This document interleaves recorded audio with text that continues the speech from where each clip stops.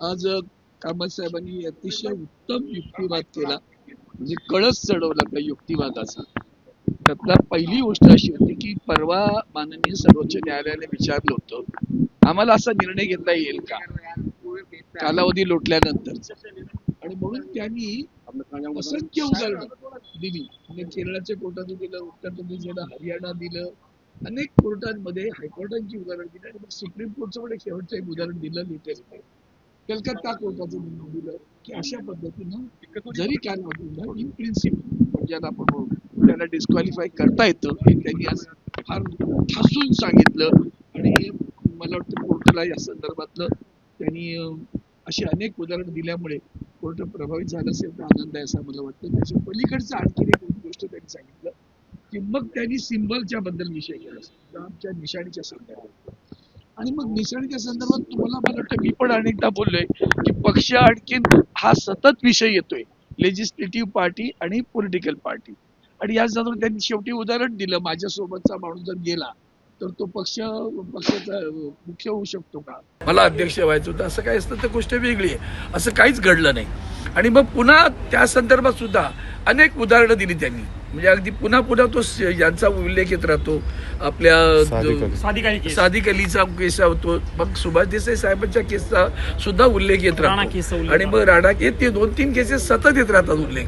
आणि त्या उल्लेखात त्यांनी सांगितलं की अशा पद्धतीनं पक्ष आणखी विधिमंडळ पक्ष हा निरंतर आहे. काल त्यांनी सिब्बलांनी पण सांगितलं होतं विधिमंडळ पक्षाची मर्यादा आहे 5 वर्ष. तो आकडा वरखाली होत जाईल, निवडणुकीत काही होईल पण पक्ष हा असाच राहतो. आणि त्या पक्षातली माणसं जर इकडनं तिकडे गेली म्हणून पक्ष जात नाही ना. पण आज विधानसभा गेले, विधानसभेचे सदस्य गेले पण पक्ष गेला असं होत नाही, आणि ते त्यांनी मांडलेलं आहे. आता यानंतर सुप्रीम कोर्टाला सुद्धा अशा पद्धतीनं न्याय देता येईल. पुन्हा इलेक्शन कमिशनकडे नको असं त्यांनी स्पष्ट सांगितलं. आम्ही त्याच्याच विरोधात तुमच्याकडे आलेलो आहोत.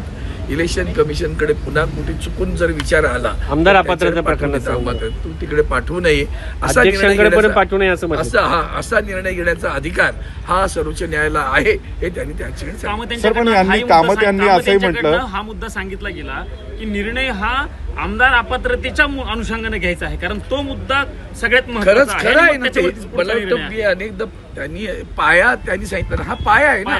एकदा जर तो पायाच घडला, अपात्र झालं, मग पक्षाचा विषयच येत नाही ना पुढचा. मग चिन्ह देणार, नाव देणार, विषयच येणार नाही. म्हणून ते अपात्र व्हायला हवेत, आणि ते अपात्र करू शकता. त्यांनी सगळे उदाहरण जे सगळं सांगितलेलं आहे, आणि अपेक्षा आहे कोर्टाकडनं बघू आपण.